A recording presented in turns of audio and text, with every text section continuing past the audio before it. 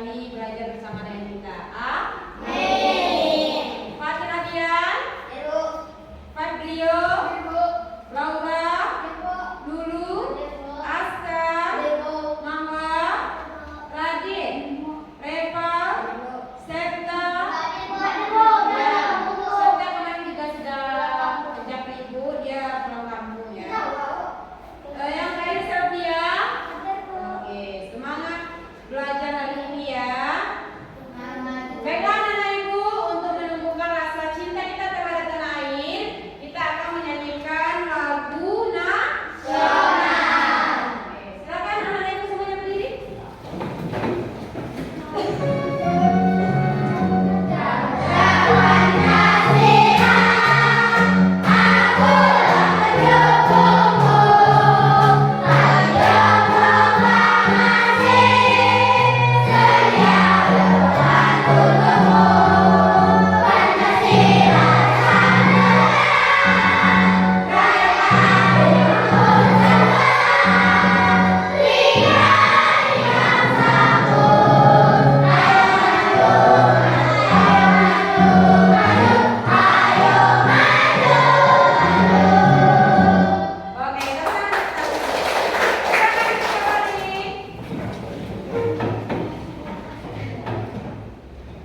Dah, hari ini kita belajar tentang coding dan kecerdasan artifisial ya.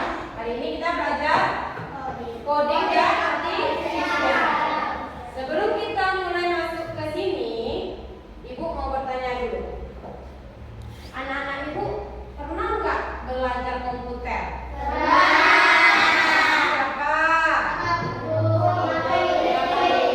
Hari apa biasanya belajar komputer? Nah, kita ini sekarang berada di abad 21. Di mana-mana di abad 21 ini segalanya serba canggih, serba menggunakan teknologi. Apa contohnya teknologi? Kipas, apa lagi? Lampu. Yang menggunakan komputer, apa biasanya? TV. Pernah nggak kamu lihat robot? Dia bisa berbicara? Pernah lihat? Di TV atau di YouTube pernah nonton? Robot? Pernah nggak lihat mobil tanpa pengemudi bisa berjalan? Pernah lihat? Kenapa dia bisa berjalan? Pintar sekali karena dia menggunakan teknologi. Bagaimana teknologi itu diterapkan pada mobil itu? Nggak tahu? Dia menggunakan apa?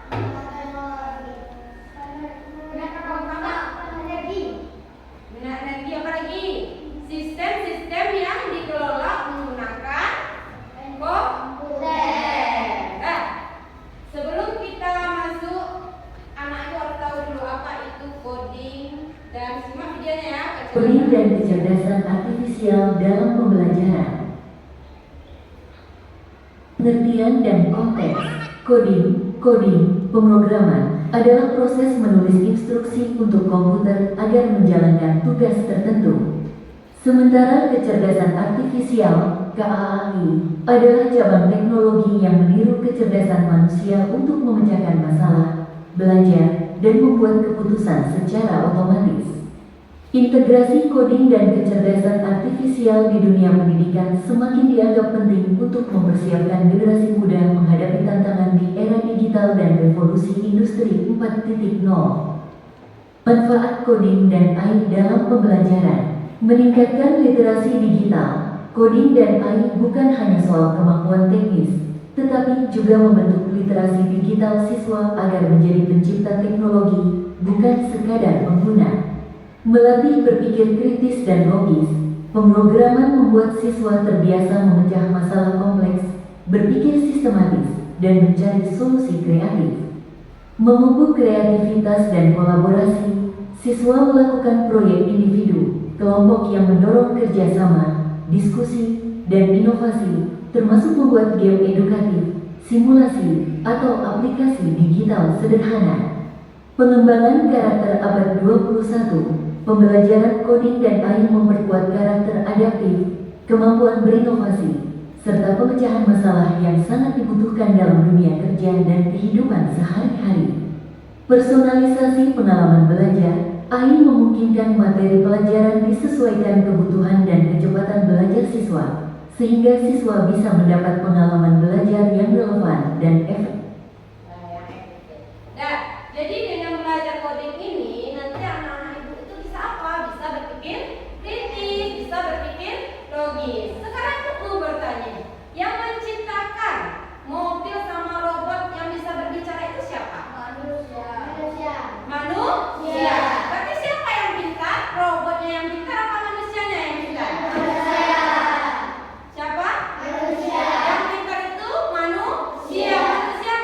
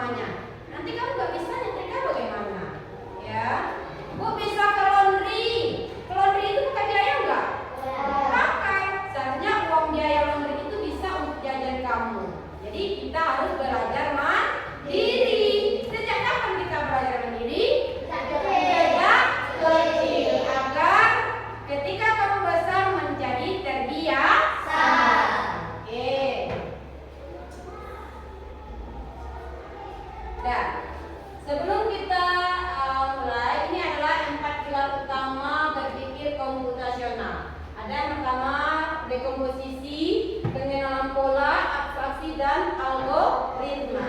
Nah, sekarang penjelasannya, apa itu dekomposisi? Proses membagi masalah yang rumit dan besar menjadi komponen-komponen kecil yang mudah kita kelola.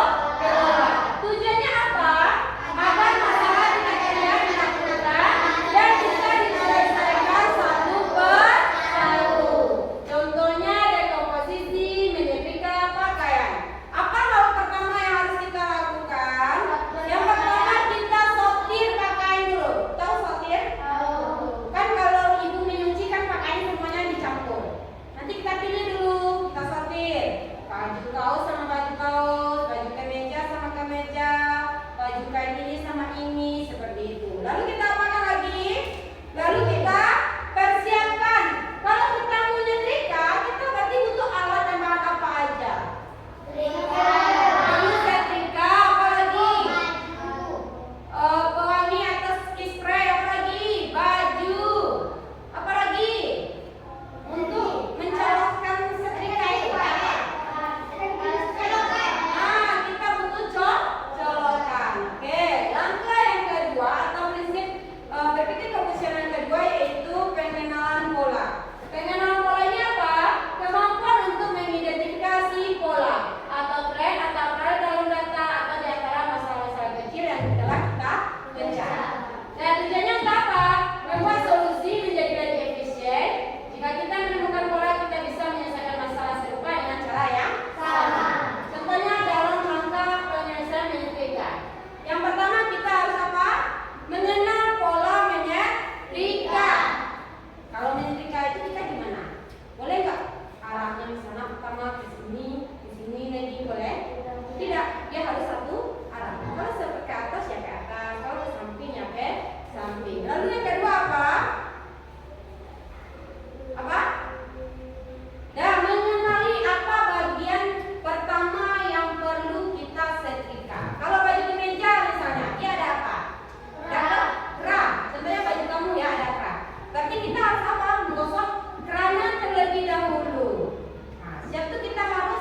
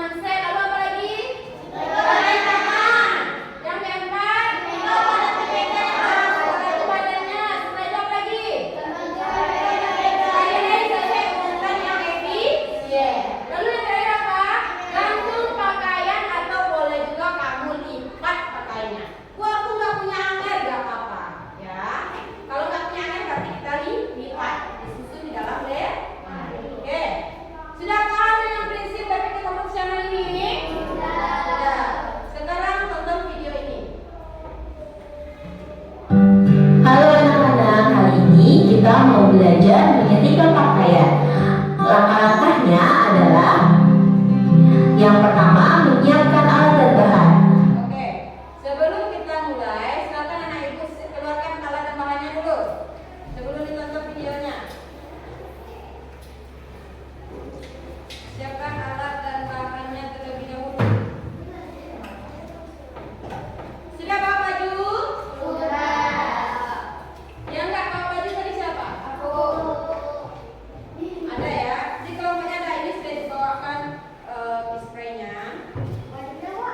Nah, ini beda-beda baju yang dibawa ya. Nah, ini setrikanya sudah dibawakan juga.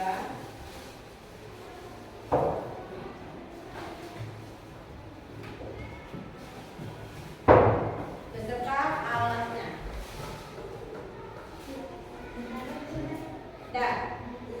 Nah, ini yang ibu maksud tadi, baju yang ibu bawa ini bahannya beda-beda. Ini dari apa? Kain. Wool, ya. Ini termasuk gak bisa dengan suhu yang panas. Nah, yang ini katun ya. Ini suhu sedang lah ya. Bisa ini. Lalu yang ini bahannya tebal. Baju ini tebal bahannya. Berarti ini boleh dengan suhu yang tinggi, ya. Nah, jadi nanti kamu gosok. Pertama bajunya apa digosok pertama? Lalu apa lagi? Tangan, baru boleh badannya. Paham? Ini yang gak bawa baju tadi siapa? Oh ya, ini boleh pinjam baju ibu. Nanti pas nyetrika jangan kosong baju ibu ya. Tunggu ini. Ini.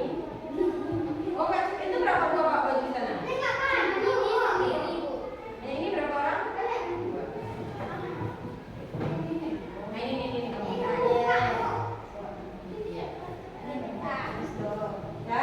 Dah, sudah siap kan? Sekarang kita mau nyiapkan tempatnya dulu ya. Tolong ibu, jangan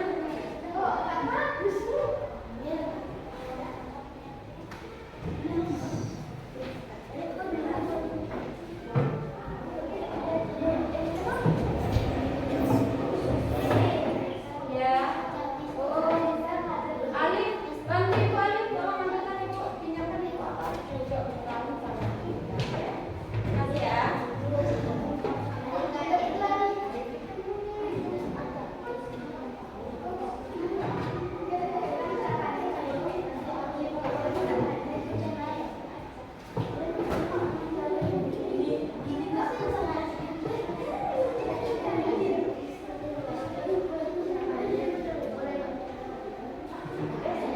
Dah, silakan ditonton videonya dulu ya. Nanti biar gampang lagi.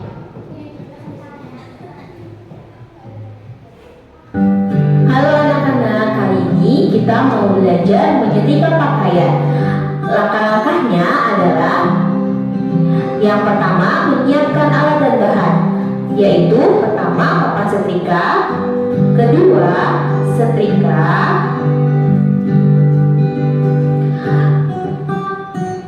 yang ketiga adalah pakaian. Kali ini kita mau menyetrika kaos ya. Dan selanjutnya adalah pengharum dan pelicin pakaian.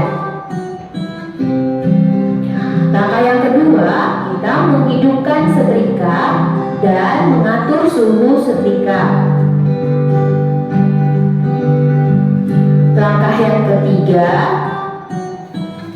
menyemprotkan pengharum dan pelicin pakaian pada pakaian yang akan kita setrika ya. Yang keempat, menyetrika bagian belakang kaos. Dan yang kelima, melipat bagian kiri kaos. Yang keenam, menyetrika bagian kiri kaos. Jangan lupa untuk melipat bagian lengan kiri kaos ya. Langkah yang ketujuh, melipat bagian kanan kaos. Yang kedelapan, menyetrika bagian kanan kaos.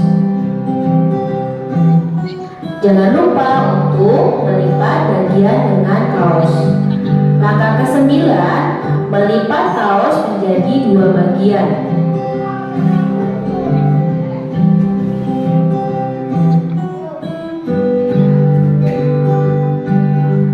Langkah yang ke-10, menyetrika bagian depan kaos. Itulah tadi langkah-langkah untuk menyetrika pakaian dengan jenis kaos. Jangan lupa untuk Sudah selesai menontonnya? Sudah. Paham langkah-langkah menyetrikanya? Paham. Ini juga sudah disiapkan gambar kerjanya. Jadi nanti dalam kerja ini kamu isi langkah-langkah pekerjaan kelompoknya ya. Jadi nanti kamu bikin alat dan bahannya, lalu langkah pengerjaannya seperti apa. Misalnya satu, apa yang kamu lakukan ya, sesuai yang kamu kerjakan di kelompok ya. Ini untuk kelompok 1, 2, kelompok 3, kelompok 4. Nah, silakan dicapai alat dan bahannya terlebih dahulu.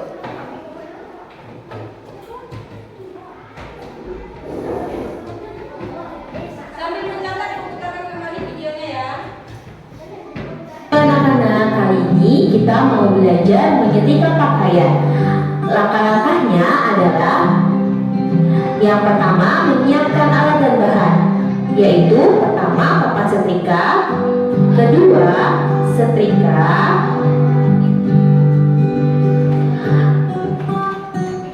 yang ketiga adalah pakaian. Kali ini kita mau menyetrika kaos ya. Dan selanjutnya adalah pengharum dan pelicin pakaian. Langkah yang kedua, kita menghidupkan setrika dan mengatur suhu setrika. Ya, ketika mau mencolokkan setrika, tangan anak-anak ibu tidak boleh basah ya. Jadi hati-hati mencolokkannya.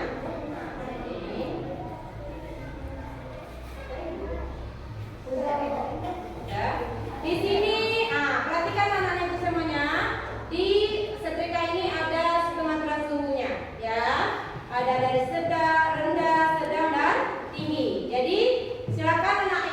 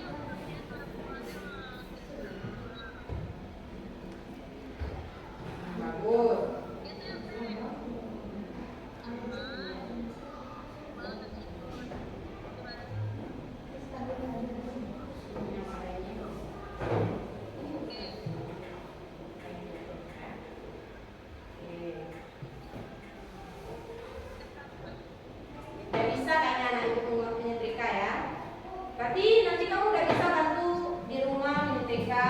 Kalau untuk pakai mama belum bisa, boleh untuk kamu sendiri. Kayak kamu sendiri. Oke. Nanti kamu tulis LKPD-nya ya. Bagaimana